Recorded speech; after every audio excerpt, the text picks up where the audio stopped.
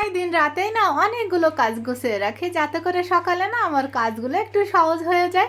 আসসালামু আলাইকুম, কেমন আছো সবাই? আশা করি সবাই ভালো আছো। আলহামদুলিল্লাহ আমিও আল্লাহর রহমতে ভালো আছি।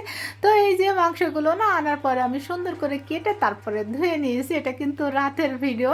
তো আমি ধুয়ে পানি ঝরিয়ে তারপরে এই যে মাংসগুলো না আমি ম্যারিনেট করে রেখে দিব। আর সকালে না এটা আমি রান্না করব। তো আমি এখানে যে পরিমাণ মতো পেঁয়াজ কুচি নিয়েছি, এখানে 1.5 কাপের মতো, আর স্বাদ বুঝে লবণটা দিব, হলুদের গুঁড়া 2 চামচ, মানে সব মশলা হচ্ছে 2 চামচ করে দিয়েছি, যেহেতু এখানে মাংসের পরিমাণটা একটু বেশি, মেবি 3 কেজি হবে মাংস। তো যাই হোক আমি সব গুঁড়া মশলাগুলো কিন্তু 2 চামচ করে দিই। আর এখন দিয়েছি আমি আদা রসুন পেস্ট। তো রসুনটা যখন আমি পেস্ট করেছিলাম কয়েকটা কাঁচামরিচ দিয়ে না রসুন পেস্ট করেছিলাম, এই জন্য সবুজ সবুজ লাগতেছে। আর এখানে আমি দিয়েছি সরিষার তেল দিয়ে আমি গরুর মাংসটা রান্না করব। তো এই যে সব কিছু সুন্দর করে হাতে মাখিয়ে নিয়ে আমি এটাকে কিন্তু ফ্রিজে রেখে দিব। আর সকালে এই যে আমি রান্না করতেছি, তো ওই যে প্রেসার কুকারে নিয়ে নিয়েছি। তো প্রেসার কুকারে ঢাকনা লাগিয়ে ওটাকে আমি সিটি দিয়ে নিব 3 থেকে 4টা। আর এখানে আমি 1 কাপ পোলাও চালের সাথে 3 রকম ডাল নিয়েছি, নিয়ে সুন্দর করে না ধুয়ে পানি ঝরিয়ে নিয়েছি। আর এখানে হচ্ছে 6 রকম সবজি আছে। তো এই সবজিগুলো কিন্তু আমি রাতেই কেটে রেখেছিলাম। আর এখানে এই যে দিয়ে দিয়েছি আমি পেঁয়াজ কুচি, কাঁচামরিচ কুচি, আদা রসুন পেস্ট, আর স্বাদ বুঝে লবণটা দিয়েছি। আর বাকি সব গুঁড়া মশলাগুলো না আমি 1 চামচ করে দিয়েছি। আর সরিষার তেল দিয়েছি পরিমাণ মতো, দিয়ে সুন্দর করে একটু সময় নিয়ে কিন্তু হাতে মাখিয়ে নিয়েছিলাম। শীতের এই অনেক রকম সবজি দিয়ে নরম খিচুড়িটা খেতে কিন্তু সকালে অনেক মজা লাগে। আর আমার বাসায় মেহমান ছিল, এই জন্য আমি শর্টকাট ভাবে কিন্তু সকালের নাস্তাটা এইভাবে রেডি করে দিয়েছিলাম।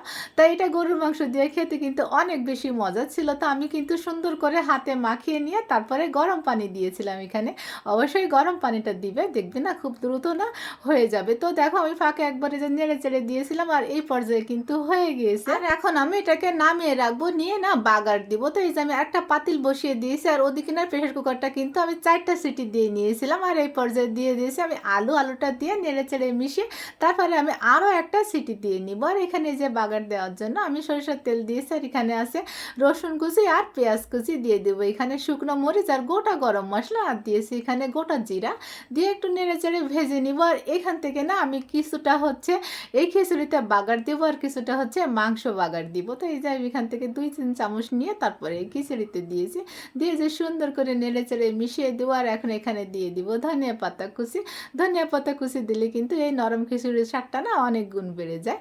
তো আমি ওটা নামিয়ে রেখেছি। এই যে এখন আমি মাংসটা বাগার দিয়ে নিয়েছি। আর এভাবে মাংসটা ম্যারিনেট করে রান্না করলে না এর স্বাদটা কিন্তু অনেক ভালো আসে। আর কালারটাও মাশাআল্লাহ অনেক বেশি সুন্দর আসছে। আর উপরে আমি একটু টালা জিরার গুঁড়ো ছড়িয়ে দিলাম। আর এখন আমি এই যে আমার প্লেটটা রেডি করে নিচ্ছি। তো একটু খিচুড়ি নিয়েছি, আর নিয়েছি এখানে জলপাইয়ের আচার, আর এই যে একটু মাংস নিলাম, আর কয়েক পিস শসা।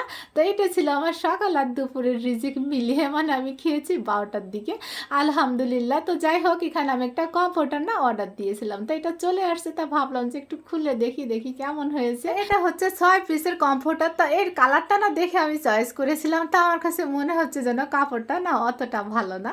তো যাই হোক চাদরটা কিন্তু মাশাআল্লাহ অনেক বড়। আর এই যে দুটো পিলো কভার ছিল, একটা পাশের বালিশের কভার ছিল, আর এই কমফোর্টার ওর সাথে কাভারও ছিল। যে বিছনায় পাতার পরে আমার কাছে মনে হচ্ছে যে ভালোই লাগতেছে।